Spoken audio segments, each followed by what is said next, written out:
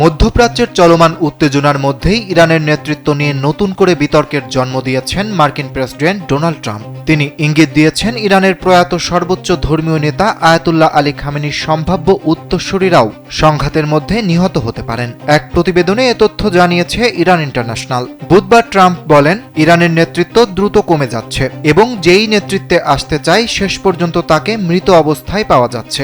ইরানকে ঘিরে চলমান উত্তেজনার প্রেক্ষাপটে যুক্তরাষ্ট্র এখন অত্যন্ত শক্ত অবস্থানে রয়েছে বলেও মন্তব্য করেন তিনি। এ সময় নিজ দেশের সামরিক শক্তির প্রশংসা করে ট্রাম্প বলেন, বিশ্বে যুক্তরাষ্ট্রের মতো শক্তিশালী সামরিক বাহিনী আর কারো নেই। কেউ যদি শক্তির মান 10-এর মধ্যে নির্ধারণ করতে বলেন তবে তিনি সেটিকে প্রায় 15 দেবেন বলেও মন্তব্য করেন মার্কিন এই প্রেসিডেন্ট।